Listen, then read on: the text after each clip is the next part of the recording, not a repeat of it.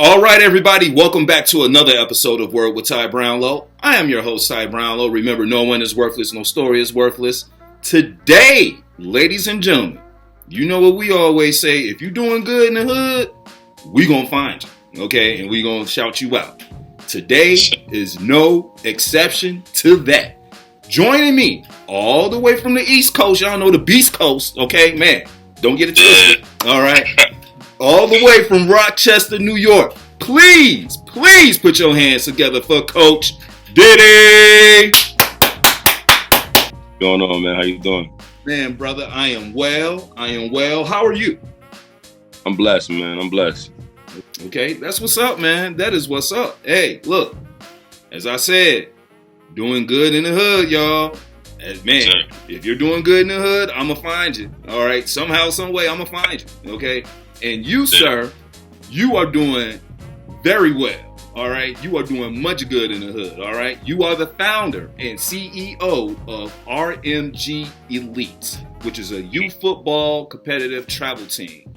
But, man, ladies and gentlemen, don't get it twisted now. You know, it ain't all about football here. You know, there's some things, you know, we're going to talk about, like lessons and things of that nature that we're about to get to. So, first and foremost, man, let's talk a little bit about the city where you're from, okay?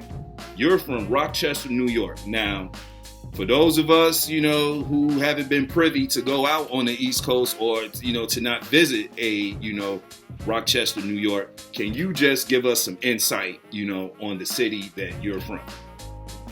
Yes, sir. Born and raised Rochester, New York. We're about 5 hours away from New York City. About 50 minutes from Buffalo, an hour and a half from Syracuse. So it's upstate New York. It's not the fast pace as New York City, but we are a major city. We're the third largest city in New York State. High crime rate, high poverty. When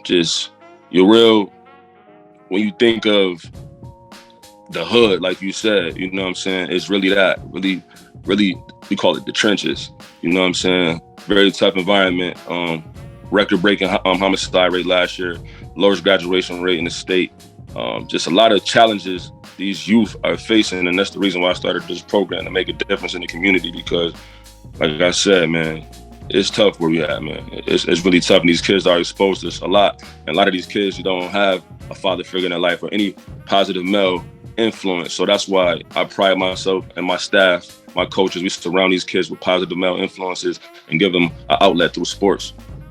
Okay, all right. Now, first and foremost, that's real. And let me just say hats off to you, sir, you and your, crew for being positive male figures. I ain't going to say father figures because, sometimes people feel a certain way about that. But being a positive male figure in young men's lives, I think is very key, especially in the African-American, community. And let me just reiterate some of the things he just said, ladies and gentlemen, okay? 87% of the athletes that are in this, not in this program, but a lot of, athletes are being raised by single moms. Okay, man, as you mentioned before, the homicide rate is up 126% in the past 5 years. Okay, and you were talking about the graduation rate. The graduation rate is one of the lowest, or the lowest in the whole state of New York at 68%.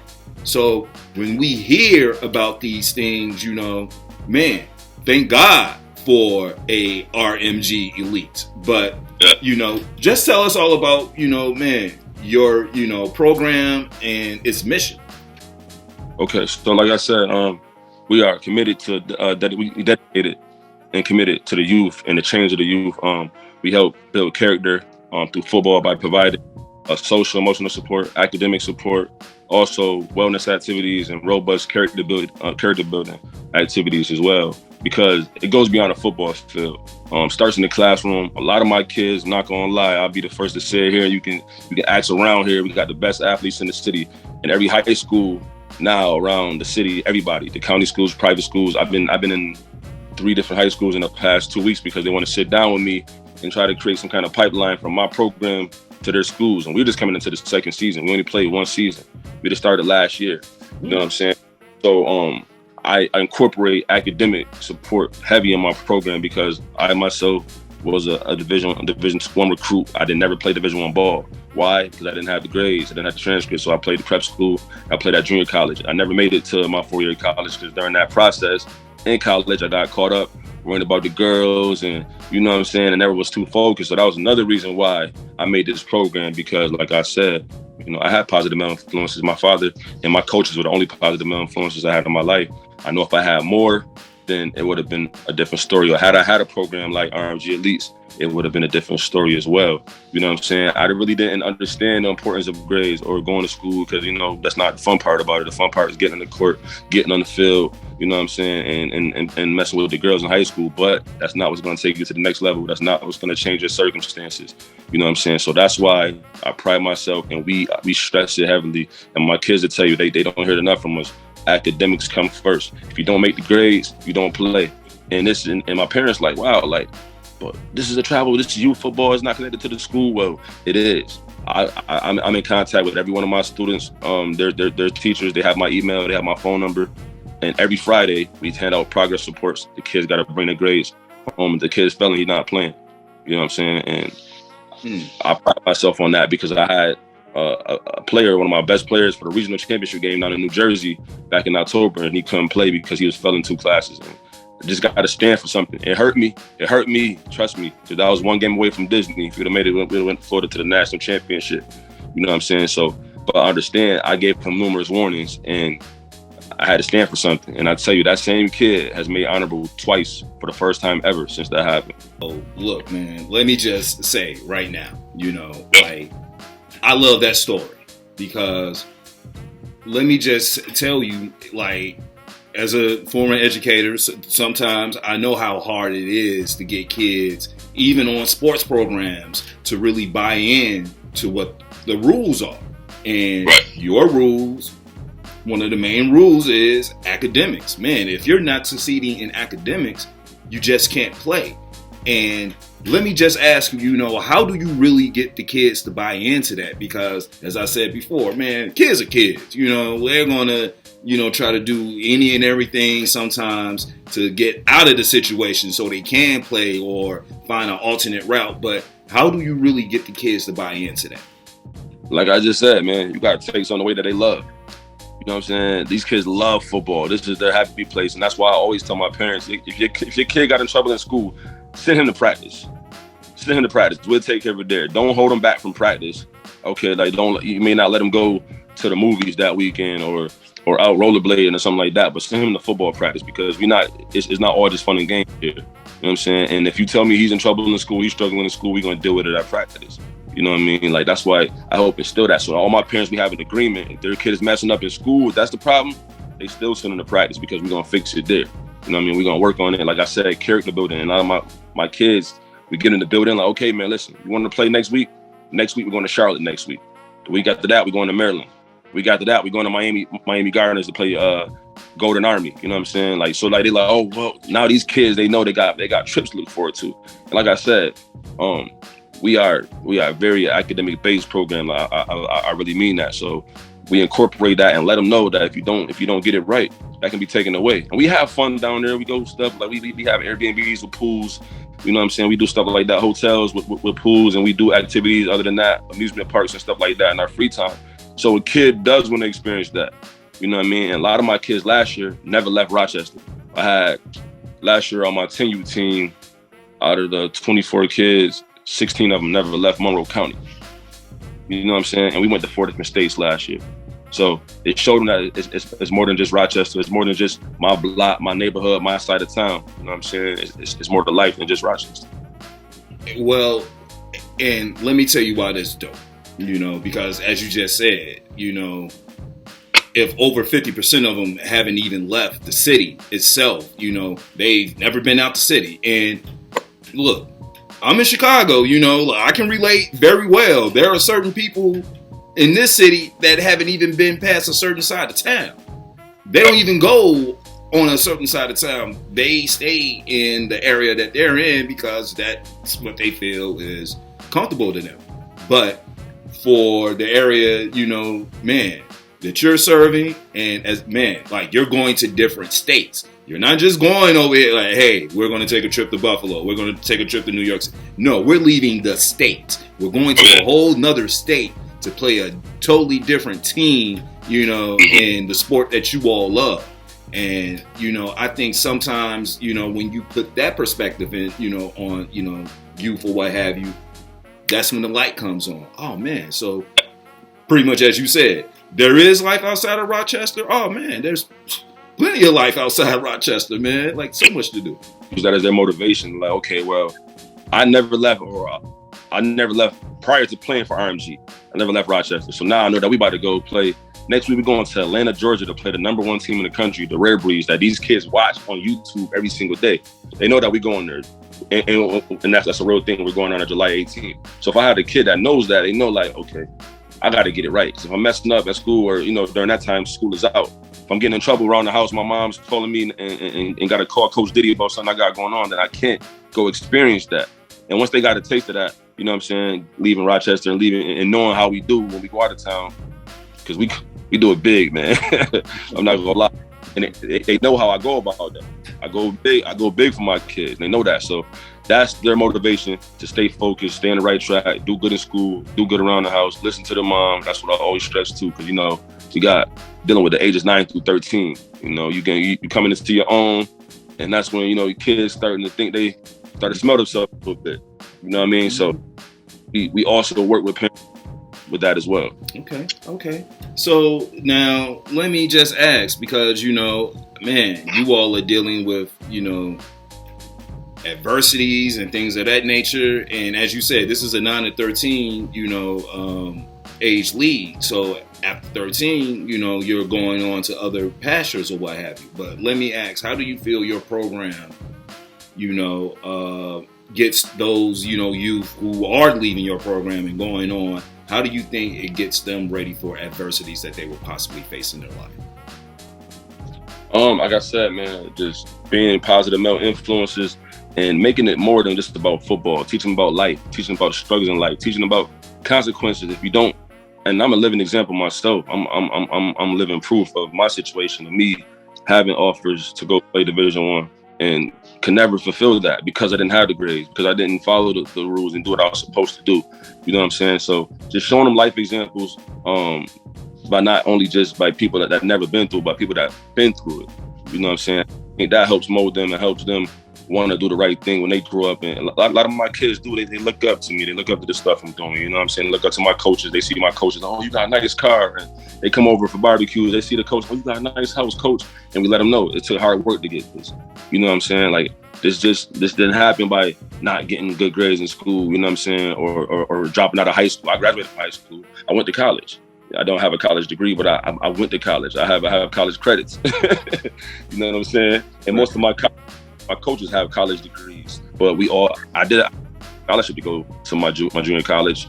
You know what I'm saying? I had Division I offers, so it's something for them to look forward to and understanding that, you know, I don't have to be a doctor, a lawyer, you know what I'm saying, to succeed, or I don't have to be from the suburbs to succeed. You know what I'm saying? Just graduating high school, that can be, you know what I'm saying, a success for somebody coming from a neighborhood like that, going to college. But I want them to break the barriers that they've been through. You know what I'm saying? Mm-hmm. Okay. All right. Yeah, no, look, man, you know, and that's why I'm saying doing good in the hood, y'all. Like, you know, to give these kids like examples, using yourself as an example. You know what I'm saying? Like, man, like, who else to use as an example, more so myself. But to use yourself as an example, look, I've been where you've been at. You know what I'm saying? I know what it is you're going through. I know what this is. I know what that is. But, man, I can show you a better way. You know what I'm saying? Because this is how I dealt with it. You know, and you don't have to deal with it the way that I dealt with it. As you said, if you had this program when you was coming up, man, things probably, yeah. A lot of my friends, close friends and family that I lost to the streets, that were killed, something like this would have saved their life. The rec center had a big part of saving my life. You know what I'm saying? Me and friends, and a lot of them, it just wasn't enough to save them. You know what I'm saying? But I know just the more positive outlets, influences we have in the neighborhood come growing up in the hood, the better the chance we got to make it out. You know what I mean? So that's why I tell my kids that every single day. And they see I'm dealing with stuff like currently, I lost my first cousin who's like raised like my brother, like was murdered last season. He was at every single game in the stands wearing his RMG gear. And they're seeing him. He's standing on the sidelines at our home games. So the kids are seeing him. They know this is my cousin. They're around him. They see him every day. And then all of a sudden, he's not there no more. And they see it affect me. They seen it affect me. And I'm still coming to practice. And I'm grieving. But you know what I'm saying? So they see how real it is. Because they're experiencing the same things. Let's be real. Like 90% of my kids are from the inner city. I do have some players from the suburbs as well. I got players that drive an hour away from the surrounding areas, like the outskirts of Rochester, Newark, and Geneva. But they drive an hour away to play for this program. But 90% of them are from the hood. They from the inner city. They're going through all types of stuff you couldn't even imagine. And I know when I'm dropping them off at home, I'm picking them up for practice. I'm driving through the tougher cities in the neighborhood. I mean, the toughest neighborhoods in the city every single day, picking up these kids, making sure they get to practice, making sure they get home from practice. You know what I'm saying? So that's how committed I am to my community, because I understand the challenges they face. You know what I mean? I grew up going through the same things they go through, so I understand what's going on at home. And I tell them that all the time. Like, listen, bro, sometimes they come to practice and they're just having a bad day and you just know it. Like, this ain't got nothing to do with what happened at school. This ain't got nothing to do with what's going on here at practice. It may be something that's going on at home. You know what I'm saying? So this is their sanctuary. That's why I like to call it. You know what I mean? This is their time away from everything. And that's why we surround them by nothing but positivity and love when they're here with us. Word. See, and you're providing a safe space for them. So I think that's just what's up, man. Now, you know, I heard you, man, we've been talking about it, you know, but like, as far as like, you know, man, we know growing up in the hood, being in the hood, you know, man, you could be influenced by a whole bunch of negative stuff or what have you. And even if you're not so much influenced by it directly, indirectly, you can be affected by it, you know. But like, talk to us a little bit about how like your program can help those kids. Like, man, they're just in poor mental health environments, man. Like, it's just rough.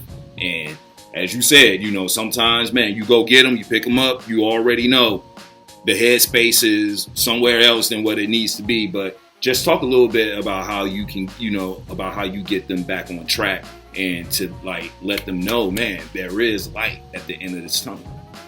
Exactly. So that's part of our helping with social emotional development and how we do like this addressing like the core social determinants of health. Just making them make sure that they are always in a good mental space and let them know that we care about you. You know what I mean? Like, we don't care if you couldn't play football, if you couldn't throw a football, if you couldn't catch a football, we'll still be here for you. You know what I'm saying? So I think by addressing that, like I said, just keep surrounding them with positive influences, positive coaches, and let them know that it's more than just football. Like, we're not teaching them just how to be better players, but better young men as well. They see us. I bring my daughters and I just had a newborn son. I haven't brought him around just yet. Football season just about to start, so they're going to see him now. He was just born in December.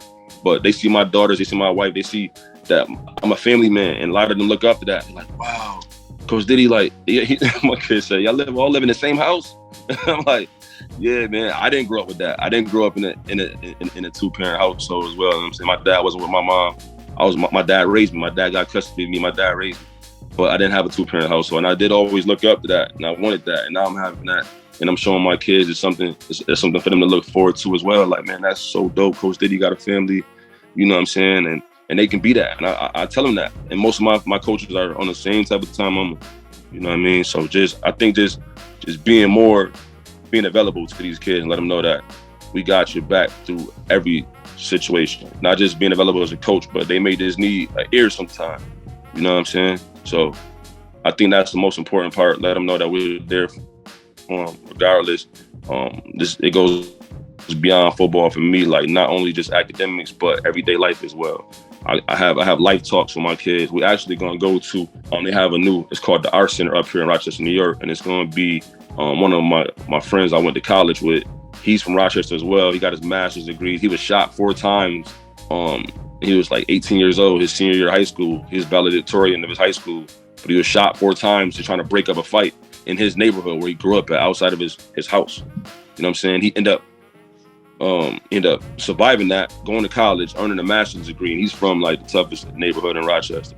You know what I'm saying? So we're gonna go sit. He runs a center now, and my kids were gonna go. I think Saturday, April 2nd, we're gonna go sit down and watch like some type of video, and he's gonna show them a PowerPoint of just just life and growing up in the inner city and how you can beat the odds when your back is against the wall and you're against all odds. You can still come out on top.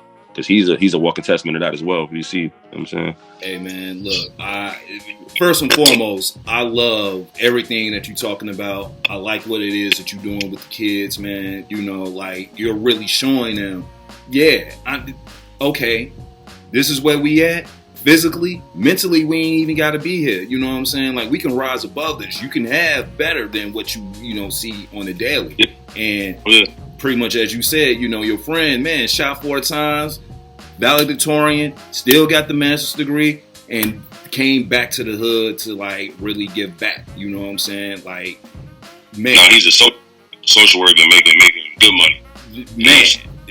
But at the same time, making a difference and making the money as well. So that's what's up, man. Like you can't no amount of money buy that.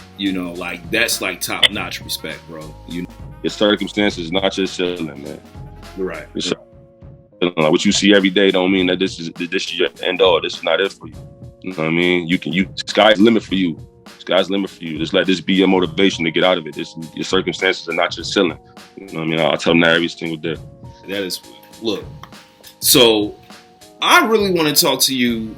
We have something around here we call, leaving empty. And when you leave empty, basically that means, man, you've done everything. You have served your purpose. I believe everyone has purpose. You know what I'm saying? You're living your purpose right now by helping those, youth or whatever see a better day. You know what I'm saying? But when I talk about leaving empty, when it's all said and done, when there's no more football to coach, man, Coach Diddi retiring, man, Coach Diddi's like older now, man, y'all gonna have to lay me down, it's my time to go. What do you want your legacy on life to be? Man, I want them to make a movie about me one day, man. That's what I want. You know what I mean? I want my legacy to live on through my kids. I want them to, I want a statue of me outside on one of these fields one day, man. And that just be how big of an impact I had on people. You know what I'm saying? And not just for one generation, the ones I touch from kids that like how Martin Luther King is impactful. You know what I'm saying? Not saying they can be on that level, but who knows? That's my vision. Sky's the limit for me. You know what I'm saying? And I feel that I can touch people in that way. You know what I mean? The way I'm touching the youth, the way I connect with the youth, and the youth is our future. If I pass it down, they can pass it down. I want to pass the torch to these kids. Understand that I put a focus on social development in the inner cities of the toughest neighborhoods where nobody feel like they love them, feel like nobody cares. I want to know that we care as an organization, as coaches, as an individual.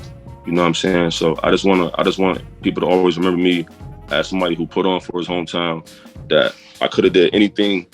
When I started this program with money on my own pocket. You know what I'm saying? I'm not even gonna put a price tag on what that cost me, but just know it was hefty. It was hefty, man. And it was like no grants, no loans. It was just out of my pure love and pure dedication to these youth. You know what I'm saying? This is not a lucrative business for me. I do other things that's lucrative. I mean, I'm into real estate. I breed luxury dogs. You know what I'm saying? I bring concerts to the community and stuff like that. So that's lucrative for me. But this organization here is not, and this is just my give back. This is what God put me on this earth to do. Hey, look here, man. So now is that part of your RMG Entertainment? You bring in concerts and stuff to the city or whatever to pretty much put on for folks? Yeah. So we've been doing that since 2017. Since 2017, we've been like the top promoters in Rochester, New York, from comedy shows to artists like Lil Baby, Moneybagg Yo, Gunna, Kevin Gates. We got 5 Year Foreign coming now, Monica, Ashanti. Just all the concerts, 99% of the concerts that come through this city are RMG Entertainment. And this is that was the building block to this organization. You feel me? I just feel like been financially blessed in life, so I feel like why not give back to these youth, man? Somebody got to do it. Yeah, well, I mean, man, not only are you doing it, man, you're doing it in waves, bro. You're doing it in waves. I mean, I think I read somewhere where you have former NFL player Ted Ginn coming to the city as well. Can you talk a little bit about that? Yeah, so we have a big event. That's going to be June 12th here in Rochester, New York. We have the number 10 team in the country, the Elite Football Prep from New Jersey. They'll be coming up. Ted Ginn's team, I think they're top 5 in the country. They're coming up from Ohio. They also came up. I met them last year at a tournament out of Ohio. We were all at a tournament. My team won that tournament, and we got to talking like, hey, what are these kids? Man, this team is from Kentucky, Detroit, everywhere, and this team from Rochester, New York. Like, yeah, just out here and win this tournament. My 12U made it to the championship and lost in the championship to the Cincinnati Bearcats, which is like another top 5 team in the country. But they played them tough, and it just put us on the map and put people on notice. Like, okay, so he's like, hey, man, I said, I got some free dates. You guys want to link up later? I got some other teams up there that got some real good other teams up there on different age groups. And he pulled up, and they won my tournament in their age group. My 10U won my tournament as well in my age group. My 12U won our tournament in our age group. But he brought up his 8U and 9U team last year. So this year he's going to bring up his 9U and 10U team in Rochester. Yeah, you know what I'm saying? That's gonna be big time, and that's gonna be June 12th. That's what's up, man. Look, so let me just ask, because I know you have different age groups for the football team or what have you, but about how many games a season do you all play?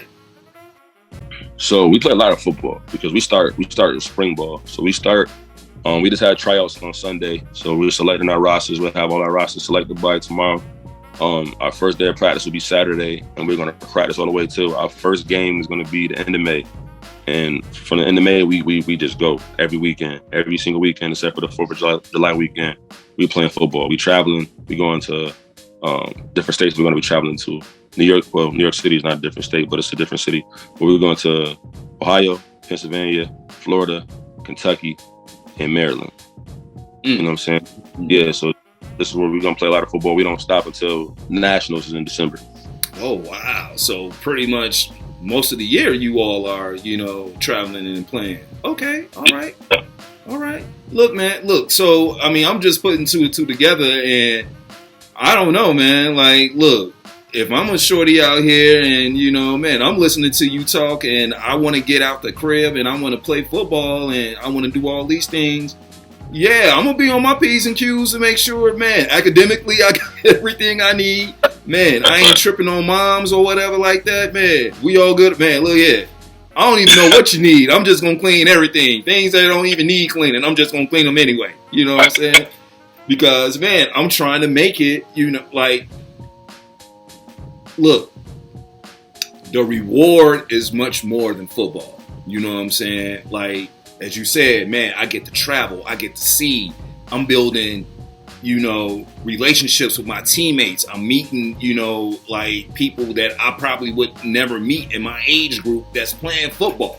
Exposure, that's another thing I didn't really touch base on, but the exposure from these events, I mentioned earlier about how these high school programs are reaching out to me, but if you look what's going on around the country, these are kids getting full scholarship offers 7th to 8th grade that never played a down of football yet. And we're going to play against all these teams. Like, we're playing against in the same tournaments that they're playing in, whereas Division I scouts at football games for youth.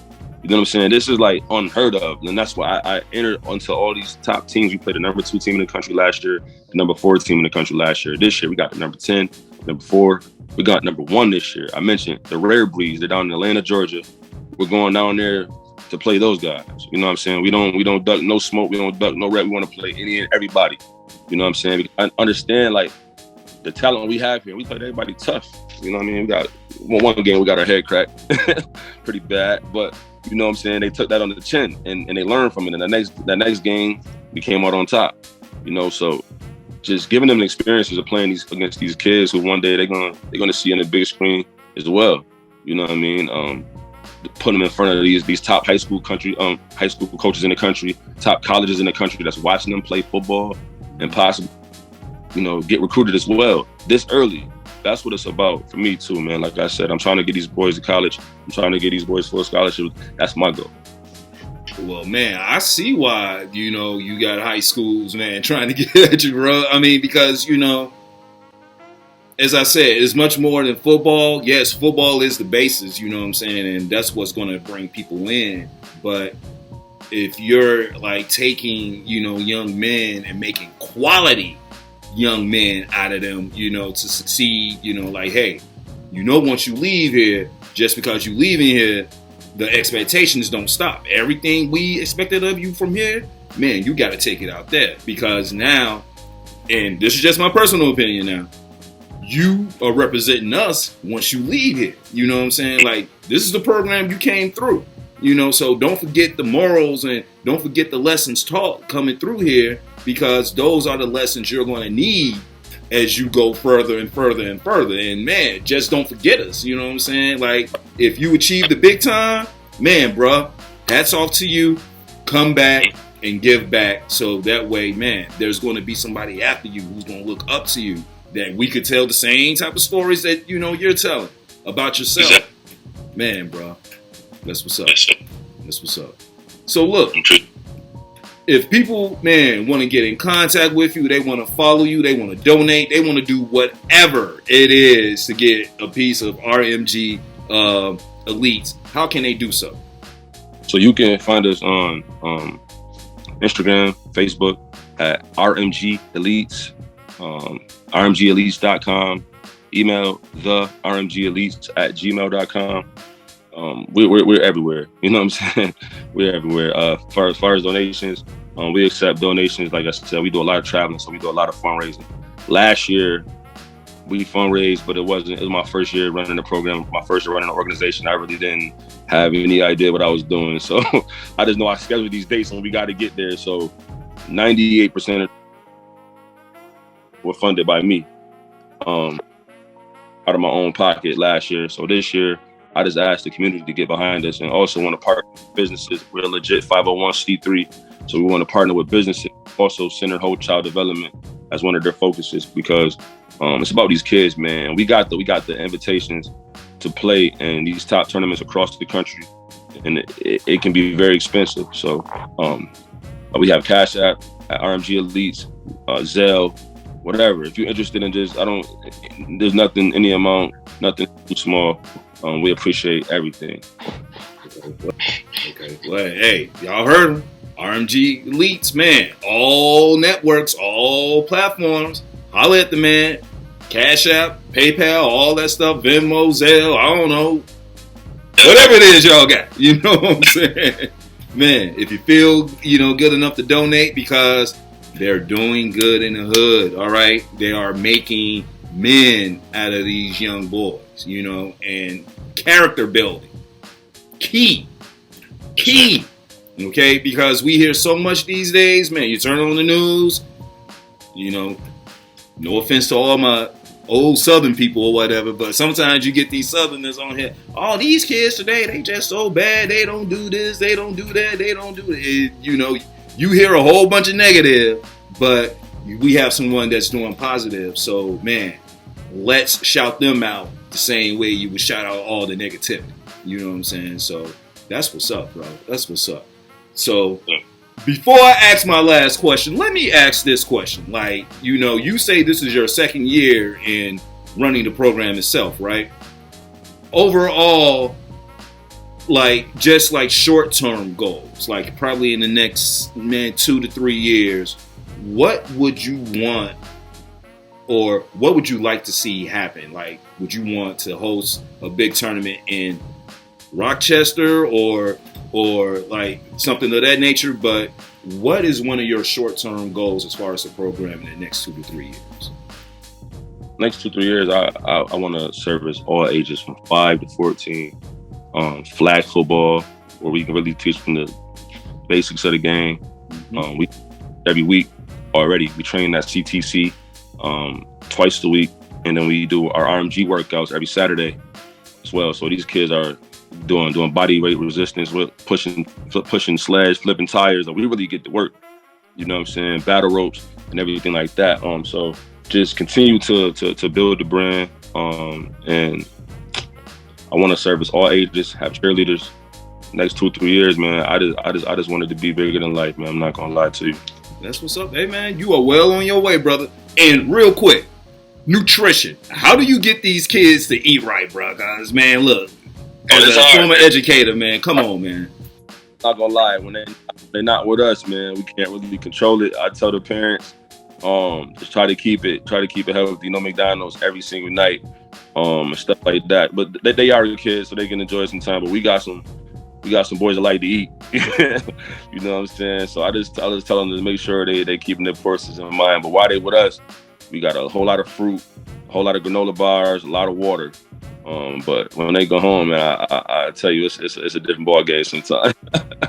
So no, I mean, because I am quite interested to know, man, because as I said, man, I've worked in, middle school, high school, a little bit of elementary, man, and sometimes you'll see these kids come in the morning and like their nutritional value is sugar. That's all it is, man. Sugar. Like, man, they got the big tall can of Arizona with the 2 honey buns, with the bag of Flaming Hots. And I'm like, so is that what you eating for breakfast? Yeah, I'm going to have this for breakfast. I got the same thing for lunch. I'm like, what? Yeah, man. So our strength and conditioning coach is a certified nutritionist. Okay. So he stresses the importance of getting the right nutrition that you need. We definitely educate them on that. And after trainings, we have a blender. So all the kids leave with a smoothie at the end of trainings. But like I said, when they're not with us, we can't really control it. You know what I'm saying? You don't know if Little Johnny may have a 2-liter soda with 9 slices of pizza, man. But yeah, but when we out of town, we eat good. Sometimes, like I said, I take them to eat some not so good stuff sometimes because they are kids. But for the most part, we try to push eating healthy. Okay, that's what's up, man. No, because I just really wanted to know that, man, because I know how it can be sometimes just working with kids, and I don't care how big or how small, trying to get them to eat a certain way sometimes. Oh man, boy, look, yeah, you better off asking them to go push cars down the street. You know what I'm saying? You'll probably get a better response with that than asking them to eat good. Right. But man, brothers, look, I've come to the last question. This is the question that my show is known for, so I'm presenting it to you. Coach Diddi, what is the one word that best describes you and why? I have to say one word. I'd probably say selfless. You know what I'm saying? Always putting people before myself because I know I'm going to be good. That's how I look at it. It's like, I'm going to be good. I can take care of myself. I'm going to make sure regardless, no matter in the worst situations, working circumstances, I'm going to make it happen for myself. But I put my kids before myself. I put the community before I put myself. Because I know they may need somebody, just a little push sometimes, you know what I'm saying? Without me giving them that, who knows if somebody else will. You know what I'm saying? So I'll just say that word best describes me because anybody that knows me, but I sacrifice a lot. You know what I'm saying? It's nothing to the point where it's gonna affect me in a negative way. But like, I just make sure that everybody else is good before I make sure I'm good. And I think that's like my God.